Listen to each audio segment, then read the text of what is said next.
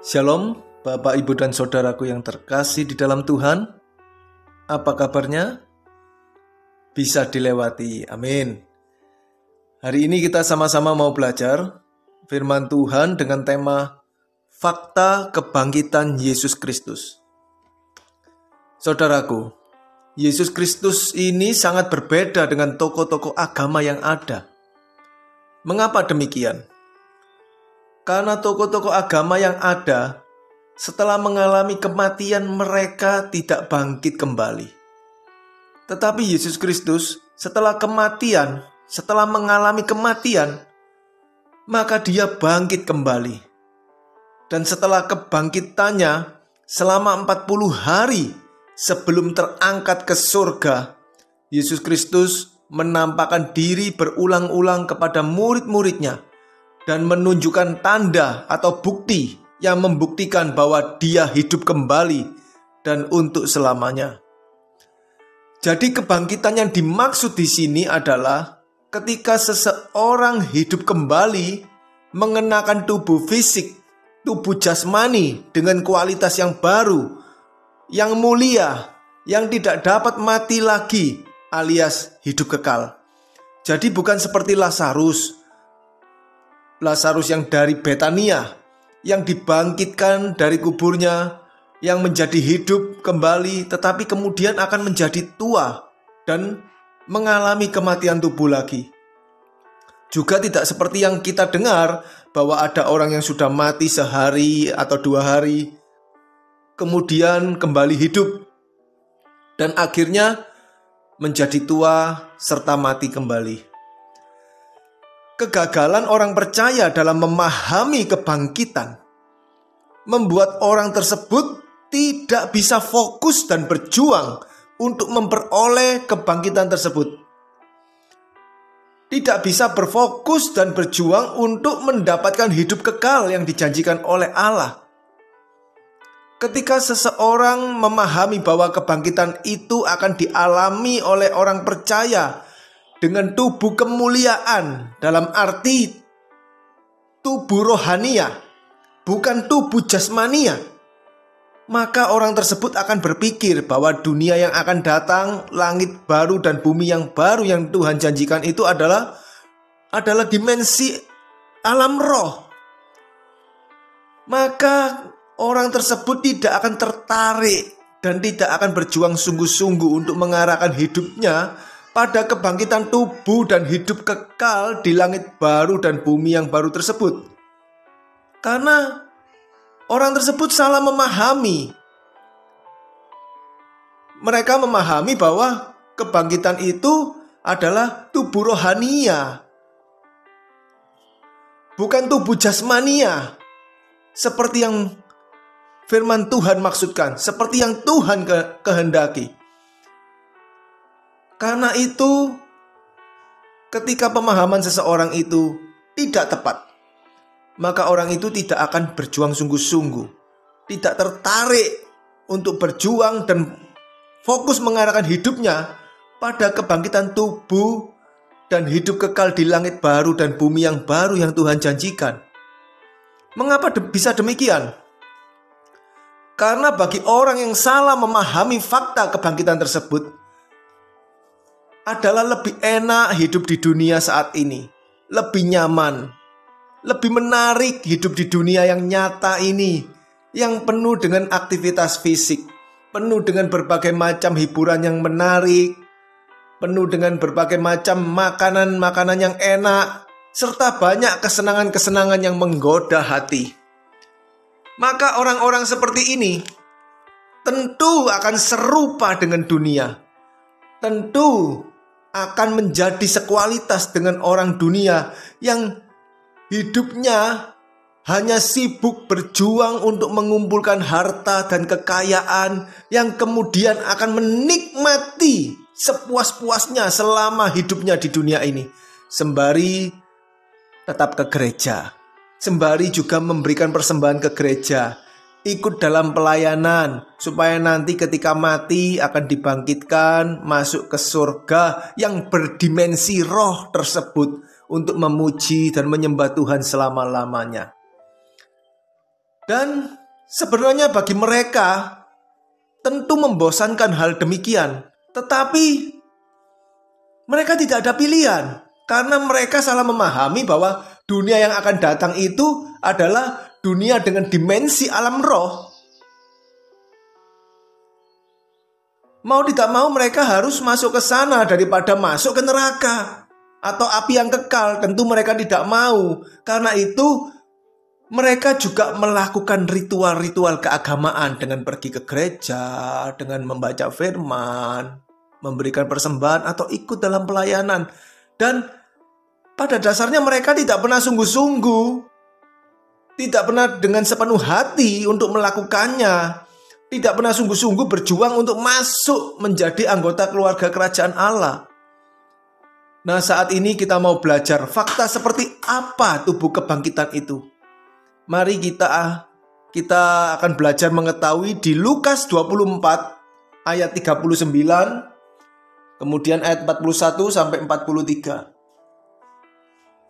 Ayat 39 demikian bunyinya. Lihatlah tanganku dan kakiku, kata Yesus. Aku sendirilah ini. Rabalah aku dan lihatlah. Karena hantu tidak ada daging dan tulangnya, seperti yang kamu lihat ada padaku. Saudaraku, perhatikan kata hantu di situ. Sebenarnya memakai kata Yunani, pneuma, yang berarti roh. Dalam bahasa Inggris memakai kata spirit, yang berarti roh juga, saudaraku. Jadi sekarang kita dapat memahami bahwa tubuh kebangkitan itu adalah tubuh yang hidup. Seperti tubuh yang ada saat ini, tetapi berbeda kualitas. Sebab tubuh kebangkitan ini kualitasnya adalah kekal, bukan yang berkualitas fana seperti tubuh saat ini yang kita kenakan hari ini, yang akan bertambah tua, bertambah rentah, rawan sakit, dan akan menemui kesudahannya. Artinya apa? Tubuh kebangkitan itu adalah tubuh yang hidup, yang dapat melakukan aktivitas kehidupan seperti sekarang ini. Tubuh kebangkitan itu mempunyai daging dan tulang seperti sekarang ini, dan dapat beraktivitas normal seperti kita hidup hari ini. Coba kita baca ayat berikutnya ya. Ayat 41 sampai 43.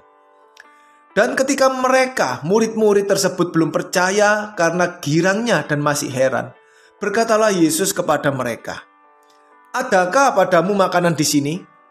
Lalu mereka memberikan kepadanya sepotong ikan goreng. Ayat 43, Yesus mengambilnya dan memakannya di depan mata mereka.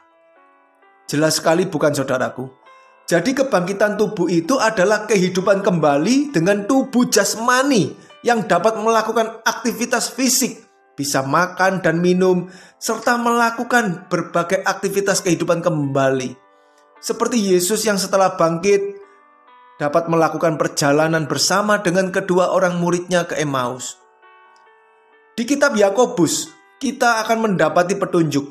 Kita baca dahulu di Yakobus pasal 2 ayat 26. Yang berbunyi, sebab seperti tubuh tanpa roh adalah mati, demikian jugalah iman tanpa perbuatan-perbuatan adalah mati. Kita mau cermati kalimat yang pertama. Sebab seperti tubuh tanpa roh adalah mati.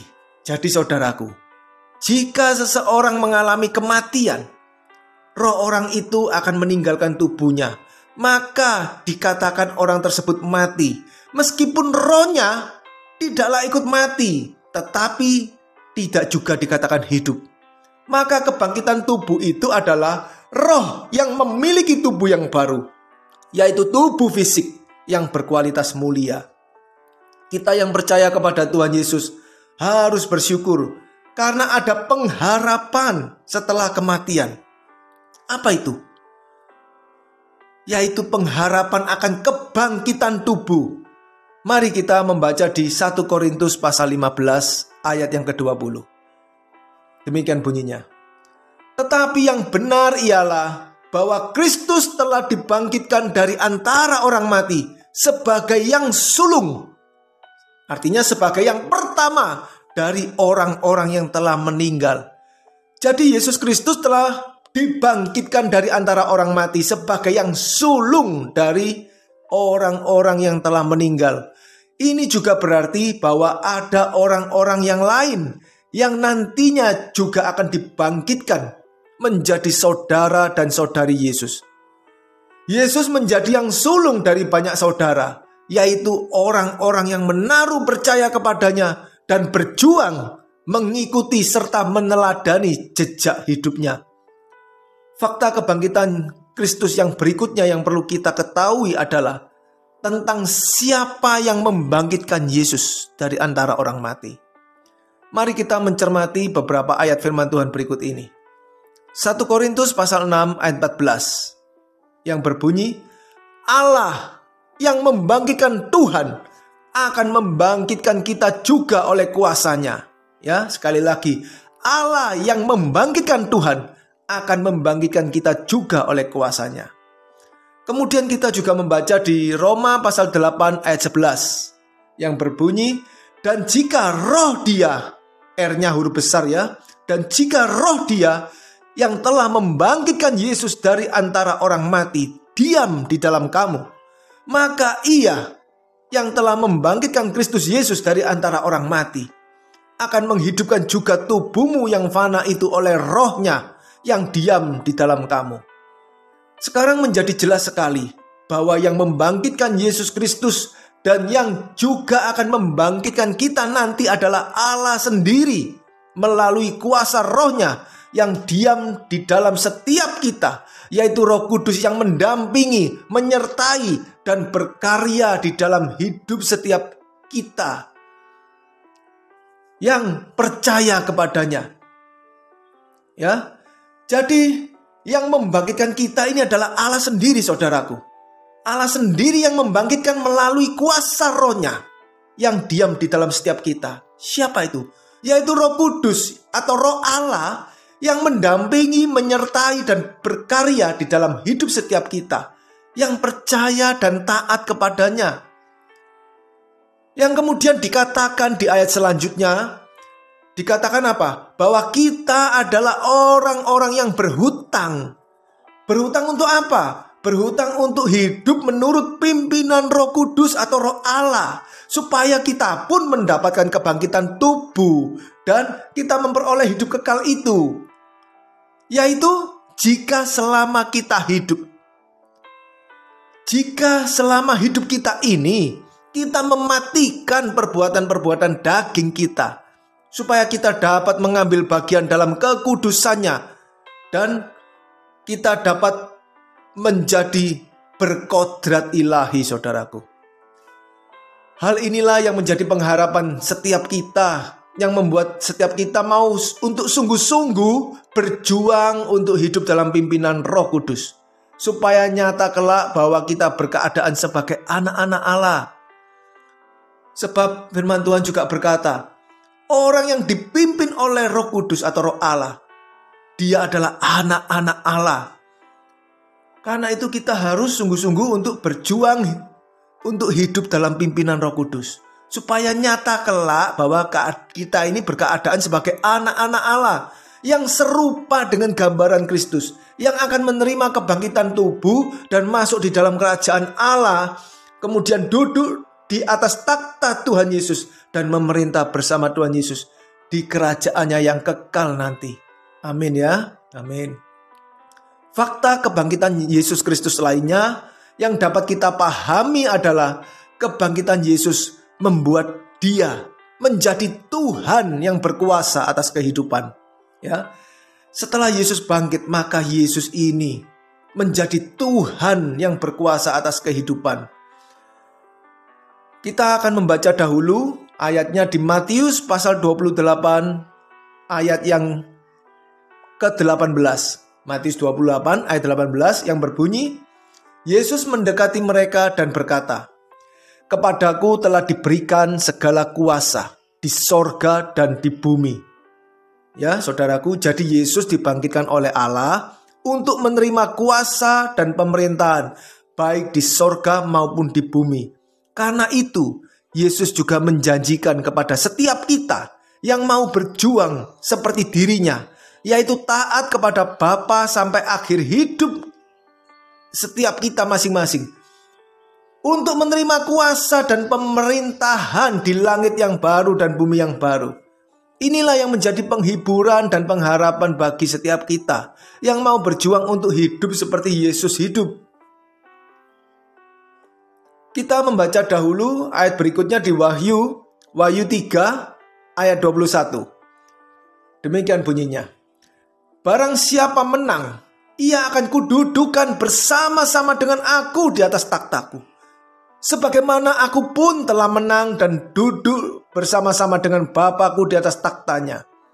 Saudaraku, dari sini kita bisa memahami bahwa orang yang tidak berjuang untuk menang tentu tidak akan dapat dibangkitkan untuk duduk bersama dengan Yesus Kristus di atas takhtanya.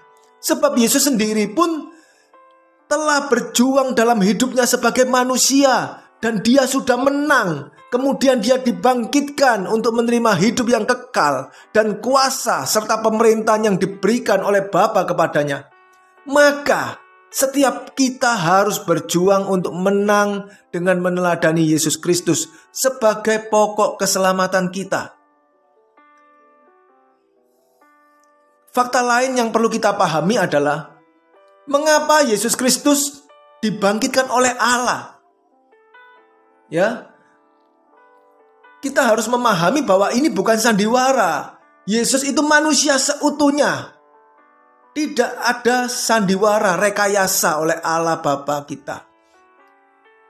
Nah, kalau Yesus dibangkitkan oleh Allah sebagai yang sulung dari antara orang-orang mati yang tadi ayatnya telah kita baca, maka kita harus benar-benar memahami mengapa Yesus Kristus bisa dibangkitkan oleh Allah.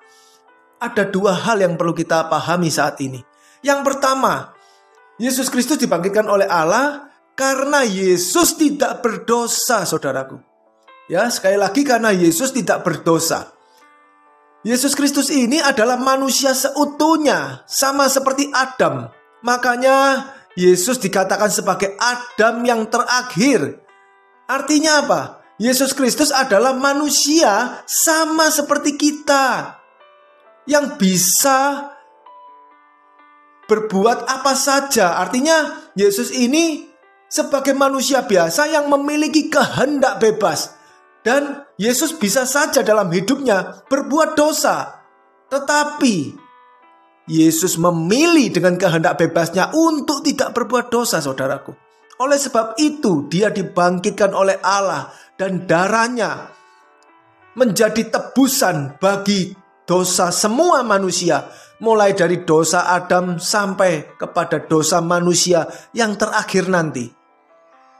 Sebab jika Yesus berbuat dosa, maka bagaimana dia dapat menebus dosa semua manusia?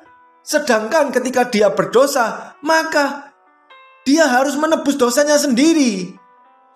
Dan bagaimana seorang yang berdosa harus menebus dosanya sendiri, kemudian dapat menebus dosa semua manusia? Tentu tidak dapat, saudaraku. Jadi yang harus kita pahami bahwa Yesus dibangkitkan karena Yesus tidak berbuat dosa. Yesus tidak berbuat dosa karena dia di dalam kehendak bebasnya, dia memilih untuk tidak berbuat dosa.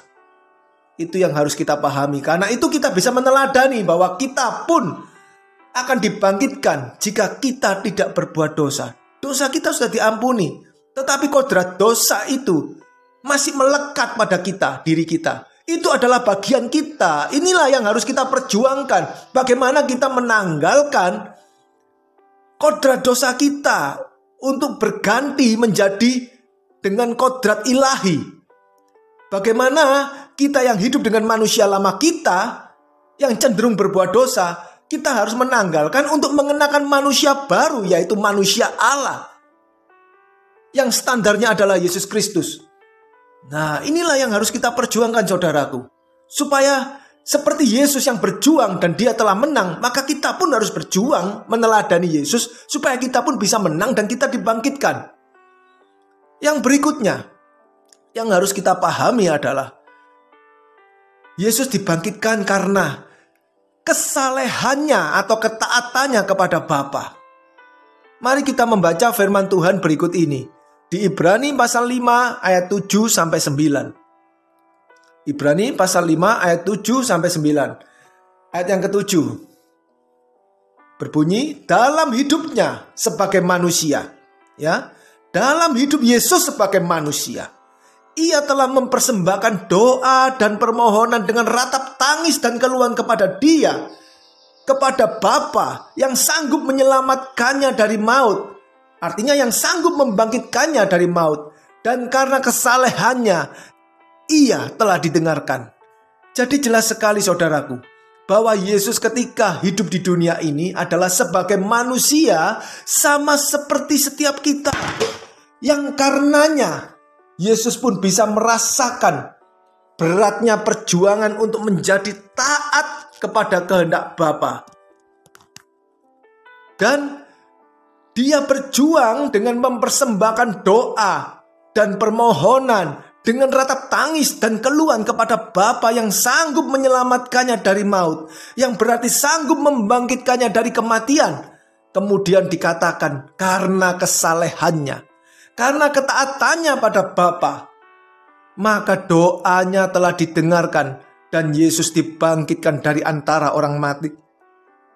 Ya, karena ketaatannya kepada Bapa, doanya telah didengarkan dan Yesus dibangkitkan dari antara orang mati. Sekarang kita lanjutkan di ayat berikutnya, ayat yang ke-8.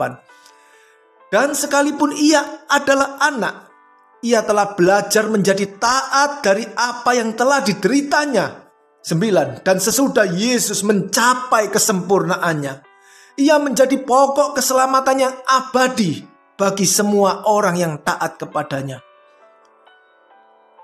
Sekali lagi kita dapat memahami, ya saudaraku, bahwa sekalipun Yesus itu adalah anak, tetapi Yesus ini adalah manusia seperti kita yang terus belajar. Dan Yesus telah belajar, telah berjuang menjadi taat dari apa yang telah dideritanya, dari penderitaan hidupnya, dari penderitaan, dari masalah-masalah kehidupannya.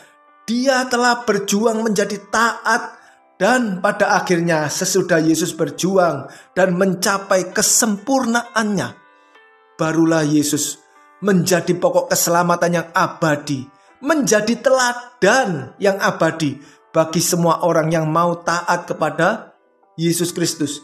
Bagi setiap kita yang mau taat kepada Yesus untuk berjuang dan melakukan kehendak Bapa sampai akhir hidup kita. Sekarang kita memahami mengapa Yesus berkata, ikutlah aku dan jadikan semua bangsa muridku. Kita dapat memahami artinya dari perkataan Yesus itu adalah bahwa setiap kita harus mengikut Dia. Setiap kita ini harus meneladani Yesus dan harus menjadi muridnya. Artinya setiap kita ini sebagai murid harus belajar memahami apa yang Yesus ajarkan dan apa yang Yesus teladankan dalam hidupnya, supaya kita pun dapat hidup dengan mengenakan cara berpikir dan cara hidup Yesus di dalam hidup setiap kita. Supaya kita juga dapat melakukan kehendak Bapa di dalam hidup kita. Supaya kita dapat dikembalikan kepada rancangan Bapa yang semula, yaitu sempurna seperti Bapa dan serupa dengan gambaran Kristus Yesus yang mulia Tuhan kita. Supaya kita pun beroleh kebangkitan dari antara orang mati dan dapat dimuliakan bersama dengan Yesus Kristus di dalam kerajaan Bapa selama-lamanya. Mari kita berjuang saudaraku. Amin. Tuhan Yesus memberkati.